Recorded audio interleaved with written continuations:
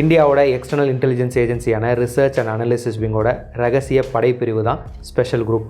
Research and analysis wing அதாவது ரா இந்தியாவோட ஹைலி சீக்ரெட்டிவ் யூனிட்ஸில் ஒன்று. ராவுடைய செயல்பாடுகள் எதுவுமே அவ்வளோவா வெளி உலகத்துக்கு தெரிய வராது. அந்த அளவுக்கு ரகசியமாக செயல்படக்கூடிய ராவுடைய சீக்ரெட் ஸ்பெஷல் ஃபோர்ஸ் யூனிட்டாக இருக்கிற ஸ்பெஷல் குரூப்புடைய செயல்பாடுகள் வெளி உலகத்துக்கு சுத்தமாக தெரியவே தெரியாது. இந்த ஸ்பெஷல் குரூப்போட செயல்பாடுகள் மட்டும் இல்லை, சில வருஷங்களுக்கு முன்னாடி வரைக்கும் ஸ்பெஷல் குரூப் அப்படிங்கிற ஒரு யூனிட் இருக்கிறதே வெளி உலகத்துக்கு தெரியாமல் தான் இருந்தது. அந்த அளவுக்கு இது ஒரு ஹைலி கிளாசிஃபைட் யூனிட். இவ்வளவு ரகசியமான இந்தியாவோட இந்த ஸ்பெஷல் குரூப் பற்றின டாப் 10 இன்ட்ரெஸ்டிங்கான ஃபேக்ட்ஸை இந்த வீடியோவில் பார்க்கலாம். 1970களோட பிற்பகுதியில் நம்மளுடைய அண்டை நாடுகள் நம்ம நாட்டுக்கு பல பிரச்சனைகளை கொடுக்க ஆரம்பித்தாங்க. இந்த பிரச்சனைகளை சரி செய்ய இந்தியாவோட எக்ஸ்டர்னல் இன்டெலிஜென்ஸ் ஏஜென்சியான ரா வெளிநாடுகளில் அவங்களுடைய ஆப்ரேஷன்ஸை அதிகப்படுத்த முடிவு பண்ணாங்க. 1970களில் இருந்த ராவுடைய ஏஜென்ட்ஸ் இன்டெலிஜென்ஸை சேகரிக்கவும் கண்காணிப்பு வேலைகளை செய்யவும் ட்ரெயின் செய்யப்பட்டிருந்தாங்க. கவர் டாப்ஸ் மாதிரியான அஃபென்சிவ் ஆப்ரேஷன் செய்கிறதுக்காக அவங்க ட்ரெயின் செய்யப்படல. இதனால் ராக்கு தேவையான கவர்ட் ஆப்ரேஷன்ஸ், பிளாக் ஆப்ரேஷன்ஸ் எல்லாம் செய்கிறதுக்காக 1981 ஸ்பெஷல் குரூப் உருவாக்கப்பட்டுச்சு. 1982 தான் ஸ்பெஷல் குரூப் ப்ராப்பராக செயல்பட ஆரம்பிச்சது. 1982 ராவோட சீக்ரெட் ஆர்கனைசேஷனான directorate general of security project சன்ரேவோட ஒரு பகுதியாக பேராஎஸ்எஃப் ஆஃபீஸர் ஒருத்தர் தலைமையில் 250 ராணுவ வீரர்களை கொண்ட ஒரு டீமை ஸ்பெஷல் குரூப்புக்காக ரைஸ் பண்ணாங்க. ஸ்பெஷல் குரூப்போடைய ஃபர்ஸ்ட் பேட்சில் இருந்த இந்த 250 வீரர்கள் ட்ரைனிங்கை முடிச்சதுக்கப்புறம் ராக்கு தேவையான பிளாக் ஆப்ஸ், கவர்ட் ஆப்ஸ் எல்லாம் செய்ய ஆரம்பித்தாங்க. இதுதான் டாப் சீக்ரெட் ஸ்பெஷல் ஃபோர்ஸ் யூனிட்டான ஸ்பெஷல் குரூப் உருவான கதை.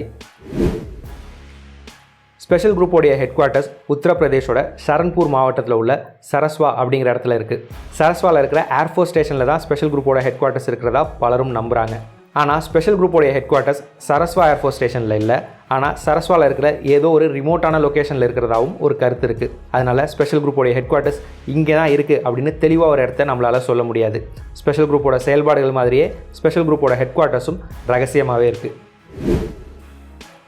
ஸ்பெஷல் குரூப் ஆரம்பிக்கப்பட்ட சில மாதங்கள் கழிச்சு, அதாவது 1983 ஸ்பெஷல் குரூப்பை சேர்ந்த 6 வீரர்கள் அட்வான்ஸ்டு ட்ரைனிங்காக இஸ்ரேலுக்கு அனுப்பி வைக்கப்பட்டாங்க. புதுசாக உருவாக்கப்பட்ட ஸ்பெஷல் குரூப் வீரர்களுக்கு இஸ்ரேல் உளவு அமைப்பான மொசாடும் இஸ்ரேலோட ஸ்பெஷல் ஃபோர்ஸ் யூனிட்டான சைரட் மட்காலும் ட்ரைனிங் கொடுத்தாங்க. 1981 இப்போ வரைக்கும் பல ஆப்ரேஷன்ஸில் ஈடுபட்டு நிறைய எக்ஸ்பீரியன்ஸை ஸ்பெஷல் குரூப் கெயின் பண்ணியிருக்காங்க.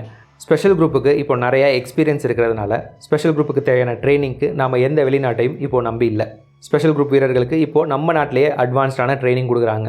ஸ்பெஷல் குரூப்பை சேர்ந்த வீரர்களுக்கு எது மாதிரியான ட்ரைனிங் கொடுக்குறாங்க அப்படிங்கிறது தெரியல. ஆனால் ஸ்பெஷல் குரூப் வீரர்களோட ட்ரைனிங் மற்ற ஸ்பெஷல் ஃபோர்ஸோட ட்ரைனிங்கை விட ரொம்ப டஃப்பாக இருக்கும்னு பல டிஃபென்ஸ் எக்ஸ்பர்ட்ஸ் நம்புகிறாங்க. இந்த ஸ்பெஷல் குரூப்புக்கு நிறைய நிக்நேம்ஸ் இருக்குது. அந்த நிக்நேம்ஸில் ரொம்பவே பாப்புலரான நிக்நேம் த மேவரிக்ஸ். இந்த யூனிட்டுக்கு ஏன் இந்த மேவரிக்ஸ் அப்படிங்கிற நிக்நேம் வந்துச்சு அப்படிங்கிறது சரியாக தெரியல. ஆனால் இந்த யூனிட்டோட ஆரம்ப காலத்தில் ராவோட உயரதிகாரிகள், இராணுவத்தோட உயரதிகாரிகள் எல்லாம் இந்த யூனிட்டை த மேவரிக்ஸ் அப்படிங்கிற பேரை பயன்படுத்தி தான் குறிப்பிட்டதாக சொல்லப்படுது. இந்த மேவரிக்ஸ் அப்படிங்கிற நிக்நேமை தவிர ஸ்பெஷல் குரூப்புக்கு 4 விகாஸ், 22SF, 22SGன்னு இன்னமும் பல நிக்நேம்ஸ் இருக்குது. 4 விகாஸ், 22SF, 22SGங்கிற நிக்நேம்ஸ் எல்லாம் எதிரிகளை குழப்புறதுக்காக இந்த யூனிட்டுக்கு வைக்கப்பட்ட நிக்நேம்ஸ். ராவோடைய கண்காணிப்பில் செயல்படுற யூனிட்டான ஸ்பெஷல் ஃப்ரண்டியர் ஃபோர்ஸோட பெட்டாலியன்ஸை விகாஸ் பெட்டாலியன்ஸ் அப்படின்னு சொல்லுவாங்க. ஸ்பெஷல் ஃப்ரண்டியர் ஃபோர்ஸில் 1 விகாஸ், 2 விகாஸ், 3 விகாஸ், 5 விகாஸ், 6 விகாஸ், 7 விகாஸ்னு மொத்தம் 6 பெட்டாலியன்ஸ் இருக்குது. ஸ்பெஷல் ஃப்ரண்டியர் ஃபோர்ஸில் 4 விகாஸ் இல்லாததுனால 4 விகாஸுங்கிற பேரை ஸ்பெஷல் குரூப்புக்கு நிக்நேமாக வச்சுட்டாங்க. எதிரிகளை குழப்ப தான் ஸ்பெஷல் குரூப்புக்கு 4 விகாஸ்னு நிக்நேம் வச்சாங்க. மற்றபடி 4 விகாஸுக்கும் ஸ்பெஷல் ஃப்ரண்டியர் ஃபோர்ஸோட விகாஸ் பெட்டாலியன்ஸுக்கும் எந்த சம்மந்தமும் இல்லை. அதே மாதிரி இந்தியன் ஆர்மியில் 21 பேரா SF இருக்குது. அதை பயன்படுத்தி எதிரிகளை குழப்ப 22SF அப்படிங்கிற நிக்நேம் ஸ்பெஷல் குரூப்புக்கு கொடுக்கப்பட்டுச்சு. இந்த எல்லா நிக்நேம்ஸ் போக ஸ்பெஷல் குரூப்புக்கு கோஸ்ட் யூனிட் அப்படிங்கிற ஒரு பேரும் இருக்குது. இந்த யூனிட் ரொம்ப ரகசியமாக செயல்படுறதுனால இந்த யூனிட்டை கோஸ்ட் யூனிட் அப்படின்னு சொல்ல ஆரம்பித்தாங்க. ஸ்பெஷல் குரூப் உருவாக்கப்பட்டப்போ கவுண்டர் டெரரிசம் ஆப்ரேஷன்ஸ் செய்கிறதும் ஹாஸ்டேஜ் ரெஸ்கியூ ஆப்ரேஷன்ஸ் செய்கிறதும் ஸ்பெஷல் குரூப்போடைய பொறுப்பாக இருந்துச்சு. ஆனால் நேஷனல் செக்யூரிட்டி கார்ட்ஸ் அதாவது NSG உருவாக்கப்பட்டதுக்கு அப்புறம் கவுண்டர் டெரரிசம் ஆப்ரேஷன்ஸும் ஹாஸ்டேஜ் ரெஸ்கியூ ஆப்ரேஷன்ஸ் செய்கிற பொறுப்பும் NSG கிட்ட போயிடுச்சு. இந்த 2 பொறுப்புகளும் NSG கிட்ட போனதுனால இப்போ ஸ்பெஷல் குரூப் எது மாதிரியான ஆப்ரேஷன்ஸில் ஈடுபடுறாங்க, அவங்களுடைய புது பொறுப்புகள் என்ன அப்படிங்கிறதெல்லாம் ரகசியமாக வைக்கப்பட்டிருக்கு. ஸ்பெஷல் குரூப்புக்குன்னு தனியாக நிரந்தரமான சோல்ஜர்ஸ் யாரும் கிடையாது. இந்தியாவோட பாதுகாப்பு படைகளுடைய ஸ்பெஷல் ஃபோர்ஸஸில் இருக்கிற வீரர்கள் தான் டெப்யூட்டேஷன் பேசிஸில் ஸ்பெஷல் குரூப்பில் வந்து சர்வ் பண்ணுவாங்க. குறிப்பிட்ட காலம் ஸ்பெஷல் குரூப்பில் சர்வ் பண்ணினதுக்கு அப்புறமா வீரர்கள் அவங்களோட யூனிட்டுக்கே திரும்ப போயிடுவாங்க. ஸ்பெஷல் குரூப் ரொம்பவே ரகசியமான ஒரு யூனிட். அதனால் இந்த யூனிட்டோட சீக்ரெசியை மெயின்டைன் பண்ண ஸ்பெஷல் குரூப்பை சேர்ந்த வீரர்களுடைய அடையாளம் ரகசியமாக வைக்கப்படும். ஸ்பெஷல் குரூப்பில் சர்வ் பண்ணுற வீரர்கள் அவங்க ஸ்பெஷல் குரூப்பை சேர்ந்தவங்க அப்படிங்கிறத வெளியில் காட்டிக்கவே மாட்டாங்க. இன்னும் சொல்லப்போனால் ஸ்பெஷல் குரூப் பர்சனல்ஸ் அவங்க ஸ்பெஷல் குரூப்பை சேர்ந்தவங்கிற விஷயத்தை அவங்களுடைய நெருங்கின குடும்ப உறுப்பினர்கள்ட்ட கூட சொல்ல மாட்டாங்க. ஸ்பெஷல் குரூப்லேருந்து அவங்க சர்வீஸை முடிச்சுட்டு வெளியில் வந்ததுக்கப்புறம் கூட ஸ்பெஷல் குரூப் பற்றின எந்த ஒரு ரகசியத்தையும் வெளியில் சொல்ல மாட்டாங்க ஸ்பெஷல் குரூப்பை சேர்ந்த வீரர்கள். ஸ்பெஷல் குரூப்பில் இருக்கிற வீரர்களுடைய எண்ணிக்கை எக்ஸாக்டாக எவ்வளோன்னு தெரியல. ஆனால் ஸ்பெஷல் குரூப்பில் அப்ராக்சிமேட்டாக 400லேருந்து 500 வீரர்கள் இருக்கலாம் அப்படின்னு கணிக்கப்படுது. ஸ்பெஷல் குரூப்போட வீரர்கள் 4 ஸ்குவாட்ரன்ஸாக பிரிக்கப்பட்டிருக்காங்க. ஸ்பெஷல் குரூப்போட ஸ்ட்ரக்சரில் இருக்கிற ஸ்மாலஸ்ட் யூனிட்டோட பேர் ட்ரூப். ஒரு ட்ரூப்பில் 25 வீரர்கள் இருப்பாங்க. 4 ட்ரூப் சேர்ந்தால் அது ஒரு ஸ்குவாட்ரன். அப்படின்னா ஒரு ஸ்குவாட்ரனில் 100 வீரர்கள் இருப்பாங்க. ஸ்பெஷல் குரூப்பில் 4 ஸ்குவாட்ரன்ஸ் இருக்கிறதா சொல்லப்படுது. இந்த கணக்கை வச்சு பார்த்தா ஸ்பெஷல் குரூப்பில் மொத்தம் 400 வீரர்கள் இருக்கிறதுக்கான வாய்ப்புகள் இருக்குது. ஒரு ஸ்குவாட்ரனில் இருக்கிற இந்த 4 ட்ரூப்ஸுக்கும் வெவ்வேறு விதமான ஸ்கில் செட்ஸ் இருக்கும். அதாவது direct combat action, intelligence gathering, operational planning, communications and ட்ரைனிங்னு ஒவ்வொரு ட்ரூப்பும் வெவ்வேறு விதமான ஸ்கில் செட்டில் எக்ஸ்பர்ட்டாக இருப்பாங்க. ஆயுதங்களை பொறுத்த வரைக்கும் இந்தியாவோட டாப் சீக்ரெட் ஸ்பெஷல் ஃபோர்ஸ் யூனிட்டாக இருக்கிற ஸ்பெஷல் குரூப் உலகத்தோட மிகச்சிறந்த ஆயுதங்களையும் இராணுவ தொழில்நுட்பங்களையும் பயன்படுத்துகிறாங்க. நான் முன்னாடியே சொன்ன மாதிரி ஸ்பெஷல் குரூப்பை சேர்ந்த வீரர்கள் அவங்களுடைய அடையாளத்தை வெளிக்காட்டிக்க மாட்டாங்க. ஆனாலும் ஸ்பெஷல் குரூப் சேர்ந்த வீரர்களை நாம் அவங்க அணிஞ்சிருக்கிற எஸ்ஜி பேட்சை வச்சு கண்டுபிடிக்கலாம். எஸ்ஜி பேட்சில் பிளாக் பேக்ரவுண்டில் ஒரு கோல்டன் கலர் கத்தியை பிடிச்சிருக்கிற ஒரு கோல்டன் கலர் கை இருக்கும். அந்த பிளாக் பேக்ரவுண்டோட 2 சைட்லையும் கோல்டன் கலர் ரெக்கை இருக்கும். ஸ்பெஷல் குரூப் எந்த விதமான ஆப்ரேஷன்ஸில் ஈடுபடுறாங்க அப்படிங்கிறது ரகசியமாக வைக்கப்பட்டிருந்தாலும் நிறைய டிஃபென்ஸ் அனலிஸ்ட் ஸ்பெஷல் குரூப் இந்தியாவுக்கு தேவையான clandestine operations, black operations, covert operations எல்லாம் செய்கிறதா நம்புகிறாங்க. ஸ்பெஷல் குரூப் செய்கிற இந்த ஆப்ரேஷன்ஸ் எல்லாம் மிக மிக ரகசியமானது. இந்த வகையான ஆப்ரேஷன்ஸ் எல்லாம் யார் செய்கிறாங்க, எதுக்கு செய்கிறாங்க அப்படிங்கிறதெல்லாம் கண்டுபிடிக்கிறது ரொம்பவே கஷ்டம். ஏன்னா இந்த வகையான ஆப்ரேஷன்ஸை செய்கிற வீரர்கள் எந்த ஒரு ஆதாரத்தையோ எந்த ஒரு தடயத்தையோ அந்த ஆப்ரேஷன் நடந்த இடத்துல விட்டுட்டு வர மாட்டாங்க. பிளாக் ஆப்ரேஷன்ஸ் மாதிரியான சீக்ரெட் ஆப்ரேஷன்ஸ் எல்லாம் யார் செஞ்சுருப்பாங்கன்னு கணிக்கலாமே தவிர இவங்க தான் செஞ்சுருக்காங்கன்னு ப்ரூவ் பண்ண முடியாது.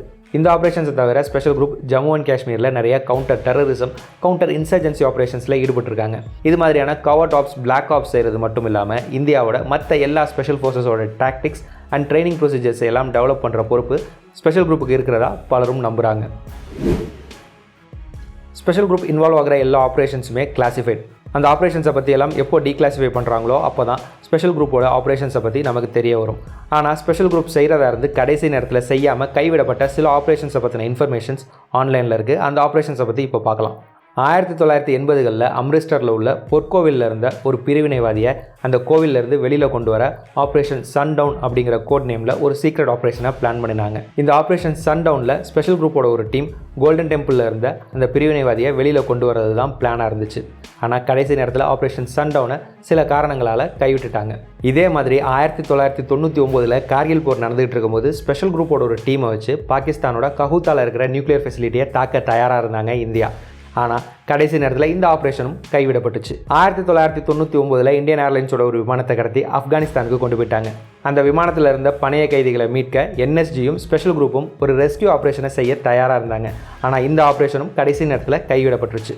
ஸ்பெஷல் குரூப் செய்ய வேண்டிய இது மாதிரி ஒரு சில ஆப்ரேஷன்ஸ் கைவிடப்பட்டிருந்தாலும் இதை விட கஷ்டமான ஆயிரக்கணக்கான ஆப்ரேஷன்ஸை ஸ்பெஷல் குரூப் சக்ஸஸ்ஃபுல்லாக செஞ்சுருக்காங்க, செய்கிறாங்க, இனிமேலும் செய்வாங்க. ஸ்பெஷல் குரூப்போட இந்த ஆப்ரேஷன்ஸை பற்றியெல்லாம் டீக்ளாசிஃபை பண்ணுற வரைக்கும் நாம் வெயிட் பண்ணி தான் ஆகணும். பொதுமக்களுடைய கண்களுக்கு தெரியாமல் ரகசியமாக இருந்துக்கிட்டு பொதுமக்களுடைய வாழ்க்கை நிம்மதியாக இருக்கிறதுக்காக தொடர்ந்து கடுமையாக உழைச்சிக்கிட்டு இருக்கிற இந்தியாவோட டாப் சீக்ரெட் ஸ்பெஷல் ஃபோர்ஸ் யூனிட்டான ஸ்பெஷல் குரூப்பை பற்றின டாப் 10 இன்ட்ரெஸ்டிங்கான ஃபேக்ட்ஸை இந்த வீடியோ மூலமாக தெரிஞ்சுக்கிட்டு இருப்பீங்கன்னு நம்புகிறேன். ராவுடைய கண்காணிப்பில் செயல்படுற ஸ்பெஷல் ஃப்ரண்டியர் ஃபோர்ஸை பற்றி தெரிஞ்சுக்க எண்ட் கார்டில் இருக்கிற லிங்க்கை கிளிக் பண்ணி பாருங்கள். இந்த வீடியோ இதோட முடிச்சுக்கிறேன். இந்த வீடியோ உங்களுக்கு பிடிச்சிருந்ததுன்னா கண்டிப்பாக இந்த வீடியோ லைக் பண்ணுங்கள். இதே மாதிரி நிறைய வீடியோஸ் பார்க்க இந்த சேனலை சப்ஸ்கிரைப் பண்ணிக்கோங்க. இந்த வீடியோ இவ்வளோ நேரம் பொறுமையோட பார்த்ததுக்கு ரொம்பவே நன்றி. அடுத்த வீடியோவில் உங்களை பார்க்குறேன். தேங்க்யூ, பாய்.